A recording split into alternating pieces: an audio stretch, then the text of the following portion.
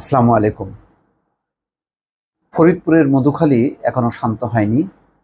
দাবি উঠেছে chairman member সহ জড়িতদেরকে গ্রেপ্তার করতে হবে এবং দৃষ্টান্তমূলক শাস্তি দিতে হবে।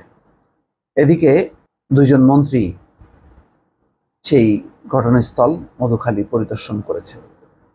দর্শক, আমি আগে আপনাদেরকে বলি যে এই বিক্ষোভ চলছে এখনো পর্যন্ত। ফরিদপুর শহরে ইসলামী আন্দোলন বাংলাদেশের উদ্যোগে বিক্ষোভ। ফরিদপুরের মধুখালীতে মন্দিরে আগুন দেওয়ার অভিযোগ তুলে দুই ভাইকে পিটিয়ে হত্যার ঘটনায় জড়িত চেয়ারম্যান মেম্বার সহ অন্য সবাইকে 15 দিনের মধ্যে গ্রেপ্তার করে প্রকাশ্যে আনার দাবি জানিয়েছেন ইসলামী আন্দোলন বাংলাদেশের নেতারা।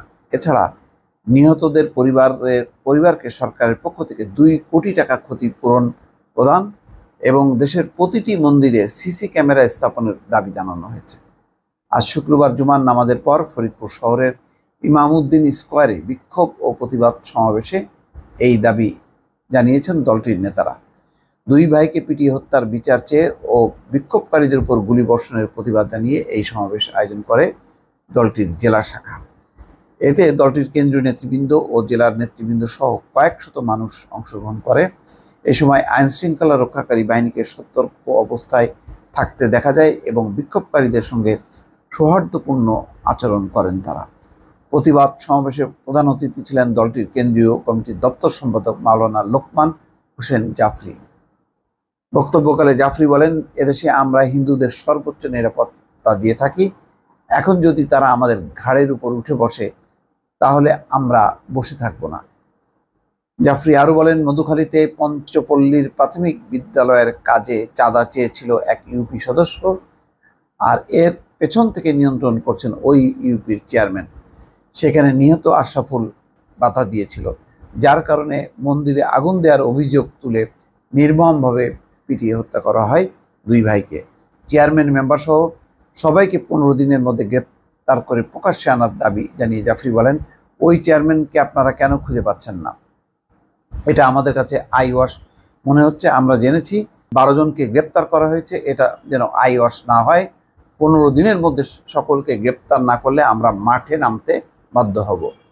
এদিকে আগের দিন ফরিদপুর মধুখালী উপজেলা ডুমাইন ইউনিয়নের পঞ্চপল্লীতে মন্দিরে আগুন দেওয়ার সন্দেহে আপন দুই ভাইকে পিটিয়ে হত্যার ঘটনায় ওই এলাকা পরিদর্শন করেছেন রেলপথ মন্ত্রী বীর মুক্তিযোদ্ধা মোহাম্মদ জিল্লুল হাকিম এবং মৎস্য ও পানি সম্পদ মন্ত্রী মোহাম্মদ আব্দুর রহমান। বুধবার রাত 8টার দিকে দুই মন্ত্রী ঘটনাস্থলে পৌঁছান।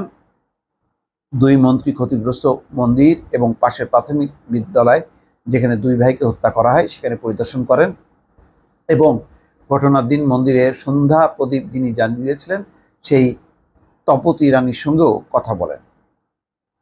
যাক, মন্ত্রীরা বলছেন যে এটা অনাকাঙ্ক্ষিত, কোনো মানুষ এই নারকীয় ঘটনা ঘটাতে পারে, এটা অবিশ্বাস্য।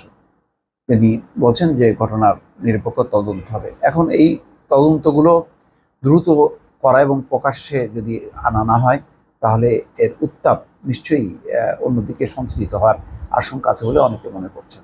ভালো থাকবেন। আল্লাহ।